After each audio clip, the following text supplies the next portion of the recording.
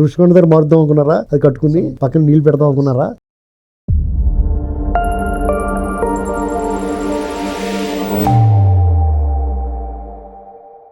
నమస్తే, welcome to think Andhra. నేను మీ మాణిక్. మనతో పాటు ఉన్నారు ప్రముఖ రాజకీయ విశ్లేషకులు అడుసుమల్లి శ్రీనివాసరావు గారు. నమస్కారం సార్. నమస్కారం అండి. సార్, ప్రజెంట్ ఆంధ్రప్రదేశ్ రాష్ట్రంలో రెండు విషయాలు బాగా మనకు వినిపిస్తా ఉన్నాయి, చర్చ జరుగుతూ ఉంది వాటి మీద.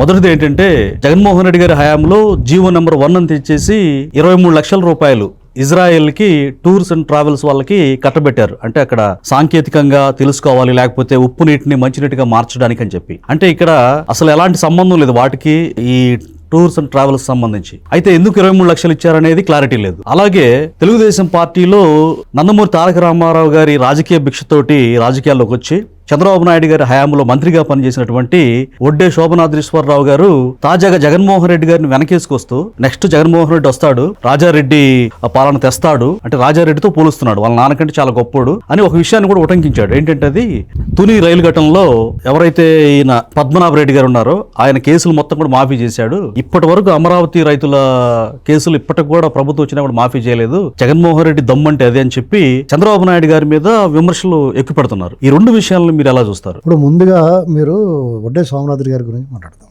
ఒడ్డే సోమనాథుడి గారు రామారావు గారు పార్టీ పెట్టిందా రాజకీయాల్లో రాలేదు, ముందే వచ్చాడు. 78లోనే ఎమ్మెల్యే అయ్యాడు ఆయన జనతా పార్టీ తరఫున. కాబట్టి విజయవాడలో 84 ఎంపీ అయ్యాడు ఆయన, అంటే కాంగ్రెస్ పార్టీ తరఫున, తెలుగుదేశం పార్టీ తరఫున.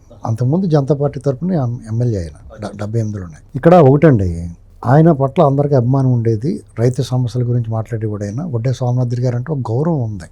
అవును. తర్వాత చంద్రబాబు నాయుడు గారి హయాంలో 99లో మైలవరం టికెట్ ఆయనకి సంబంధం లేదు, జాస్ట్ రమేష్ బాబు గారండి ఆయనది టికెట్. ఈయన ఉయ్యూరు టికెట్ అడిగాడే అన్నే బాబురావు గారిది. ఈయనకి అక్కడ నియోజకవర్గం లేకపోతే ఉయ్యూరు టికెట్ అడిగి అది కుదరకపోతే మైలవరం టికెట్ తెచ్చుకున్నాడు జాస్ట్ రమేష్. ఎవరికైనా సరే ఎవరో ఒకరు స్థానం ఖాళీ చేయించాల్సిందే కదా. ఆయనకి ఆ వాల్యూ ఇచ్చి చంద్రబాబు నాయుడు గారు మంత్రిని చేశాడు. ఆయన మంత్రిని చేసినప్పుడు ఆయన పెర్ఫార్మెన్స్ ఏముంది, నేను గతంలో ఒకసారి చెప్పాను. ఈయన మాకు 2022 ఆ ప్రాంతంలో కరువు కింద వచ్చింది ఆంధ్రప్రదేశ్లో. అప్పుడు వర్షాలు లేక మా చెరువులన్నీ అంటే గోదావరి అవతల ఈస్ట్లో వైజాగ్ వరకు చెరువులన్నీ ఎండిపోయి ఉన్నాయి శుభ్రంగా. అప్పుడు ఆ తొర్రిగడ్డ పంపింగ్ స్కీమ్ ద్వారా నీళ్లు విడిచిపెట్టండి, మా నందరాడ, మురారి, గండేపల్లి ఇలాంటి చెరువులన్నీ నీళ్లు ఉంటాయి. ఆ చెరువులు నిండితే భూగర్భ జలాలు కొంచెం పెరిగితే మాకు పంటల పొలాలకి 2-3 ఏళ్ళ దాకా మా చెరువు నిండితే ఒకసారి 2 ఏళ్ళ దాకా పంటలకు వర్షాలు లేకపోయినా పర్లేదు. ఇది మీ చేతిలో పని, మీకు మంచి పేరు వస్తుంది, రైతులందరినీ గ్యాదర్ చేసి మీకు ఒక సన్మాన కార్యక్రమం కూడా ఏర్పాటు చేస్తాను, దీనివల్ల మీకు మంచి పేరు వస్తుంది, ఇప్పుడు ప్రజలకి రైతులకు కూడా మేలు జరుగుద్ది అని చెప్తే కనీసం అపాయింట్మెంట్ అవ్వలేదు, రాలా. ఎందుకని అంటారు? రాయమండ్రి దాకా వచ్చి కూడా రాలేదు అతను. ఎందుకని బలుపు అంటే అధికార దర్పం కాదు, పని చేసే ఇది ఉండాలి కదా. ఇక్కడ వాళ్ళు ఏంటంటే ఉత్సవ విగ్రహాలలాగా ఉండటం, ఏదో మంత్రి ఇవ్వకపోతే ఇవ్వలేదని ఎడుతాం, ఇత్తేనేమేలాగా ఏదో ఉద్ధరించాను, ఇంత చేసి అంత చెప్పుకుంటాం. ఇవన్నీ మనకు తెలియదు. అప్పుడు వీళ్ళు గొప్పవాళ్ళు, చాలా గొప్పవాళ్ళు. స్వామినాథన్ గారు అంటే నేను ఆయనతో కలిపి వచ్చిన కొన్నాళ్ళు పనిచేశాను నేను. ఎలాగంటే shrimp farming against brackish water అని ఒక పుస్తకం ఒకటి రాశారు ఆయన. అదే దానికి వ్యతిరేకంగా పుస్తకం రాస్తే దానికి ఆ పుస్తకం రాసినప్పుడు నేను ఆయనతో పాటు 10 రోజులు పనిచేశాను. అంటే ఇంగ్లీష్లో రాశారా సార్? ఆయన సహాయకారిగా ఉన్నాను నేను. అప్పుడు ఆ ప్రింటింగ్ మేమే వేయించాం. అంటే పుస్తక రచనలో మీరు సహకారం? రచనలో కాదు, ఆయనే రాశాడు దాన్ని. ఆ పుస్తకం ప్రింటింగ్ అయినప్పుడు ఆయనకి చేదోడు వాదోడుగా ఉన్నాను. తర్వాత ఇది అయిపోయిన తర్వాత ఆయన పట్ల గౌరవం, అపారమైన గౌరవం. కానీ ఇటీవల కాలంలో అమరావతి విషయంలో ఆయనకి ఎక్కిన విషయం కానీ, తిరిగి అమరావతి రైతుల మీద ప్రేమ చెప్పుడు నిన్న కాక నేను రాజేష్ గారు ఒక అమరావతికి సంబంధించిన ఉద్యమకారిని, చాలా అగ్రెసివ్గా ఉండే లేడు కేసు, ఇవాళ 34 కేసులు ఉండి నా మీద 33 కేసులు కొట్టేసారు, ఇంకొక కేసు ఉందండి అన్నది. అంటే దీని అర్థం ఏంటి?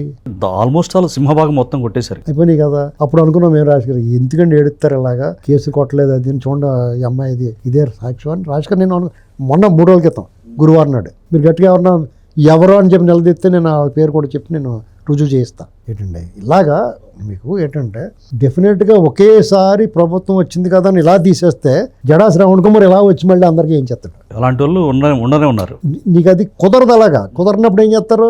నీకు చట్ట ప్రకారమే వెళ్ళాలి. ఇప్పుడు జగన్మోహన్ రెడ్డి ఒకసారి స్వామిని ఉదయభాను వీళ్ళందరి మీద కేసులు ఎత్తేస్తే మనం ఊరుకున్నావా? కేసులు పెడితే మళ్ళీ ఆయన కేసులన్నీ కుదరదాలని కేసు కొట్టిపడేసి మొత్తం అన్ని కేసులు అలా ఇచ్చారు. దాని చట్ట ప్రకారం ఏం చేయాలో ఆ ప్రాసెస్లో వెళ్తేనే ఇవన్నీ ఫాల్స్ కేసులు, ఫేక్ కేసులను రుజువు చేసి తీయించాలా. దాని ప్రాసెస్ నువ్వు ఒక కేసు పెట్టినప్పుడు దానికి విచారణకు వచ్చేటికి ఎంత టైం పడుతుందో తీయించడం కూడా అందుకుని తగులుకోకూడదురా బాబు అంటారు అందరూ. ఈ కేసులు తగులుకోకూడదు అనుకుని కోరుకునేది అందుకునే తీయించుకోవడం కూడా కష్టమైపోద్ది. దాని మీద జగన్మోహన్ రెడ్డి దమ్మున్నవాడు గిమ్మున్నవాడు. అప్పుడు చంద్రబాబు నాయుడు గారు ఆ రైలు దారుణం కేసుల మీద ఆ కేసులు తీయించేసినప్పుడు వీళ్ళు అడ్డుకోలేదు. పోనీ అమాయకులు కొంతమంది బలవుతారేమో పోతే పోనీ వదిలేశారు. అడ్డుకుంటే జగన్మోహన్ రెడ్డి కదా అలా ఆలోచనగా అవ్వదు. అలా వీళ్ళు వదిలేశారు అడ్డుకోకుండా.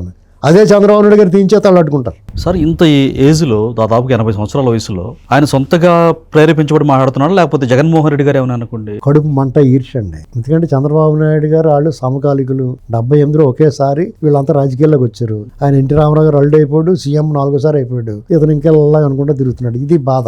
వాళ్ళ లెవెల్కి కూడా వాళ్ళు బాగానే మంచి గౌరవం పొందాడైనా, తమ్మ ప్రముఖుల్లో ఒకటిగా మెలిగాడైనా. వడ్డే సోమనాథ్ గారు అంటే మాలాటలు అందరికీ చాలా గౌరవం, మంచి పేరుంది ఆయనకి, మంచి పేరుంది, మంచి గౌరవం. అటువంటిది అమరావతి రైతులు చంద్రబాబు నాయుడు గారిని వ్యతిరేకించే విషయంలో ఆయన సర్వభ్రష్టుడైపోయాడు. తన జీవిత అవసాన దశలో తను ఏ పార్టీ నుంచి అయితే పేరు ప్రఖ్యాతులు సంపాదించుకుని ఏ పార్టీతో అయితే రైతు బాంధవుడిగా ప్రజల్లో గుర్తింపడ్డాడో, ఏ పార్టీలో ఉండగా అయితే మంత్రి అయ్యాడో ఆ పార్టీ కార్యకర్తలు చేయడం దొబ్బించుకుంటున్నాడు. అంటే చివరి రోజుల్లో ఇది అవసరమా?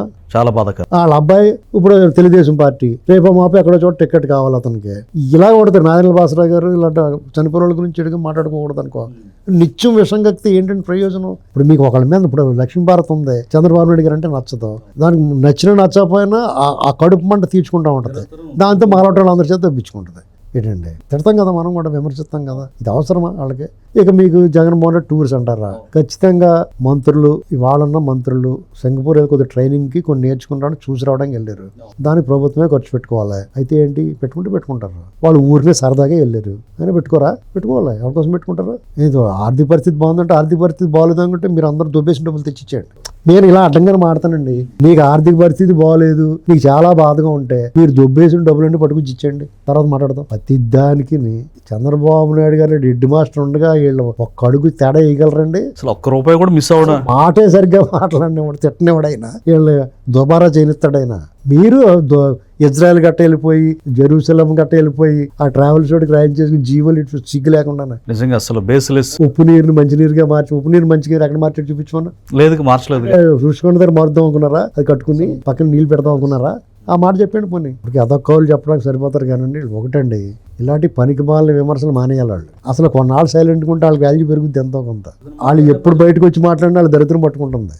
ఎందుకంటే వాళ్ళు సర్వభ్రష్టులు, ఈ సమాజంలో ఉండడానికి తగనివారు. ఎందుకంటే వాళ్ళు ఏ రకమైన సభ్యతా సంస్కారం లేని భాష మాట్లాడడం వల్ల కానీ, అత్యంత అవినీతి పరులు అవడం వల్ల కానీ, అరాచకంలో అన్లిమిటెడ్గా చేయడం వల్ల కానీ, దుర్మార్గం, క్రూరత్వము, పశుత్వము, ప్రజా వ్యతిరేక నిర్ణయాలు తీసుకోవడం వల్ల కానీ ప్రజలు వారిని అసహించుకున్నారు, వాళ్ళని దూరంగా పెట్టారు. కాబట్టి వాళ్ళ మాట కనీసం 10-15 ఏళ్ళు విలువ ఉండదు. పశుప్రాయులు అంటారు. దాన్ని మించి అంతకు మించి మానవ హృదయం మాత్రం లేదు. Thank you sir.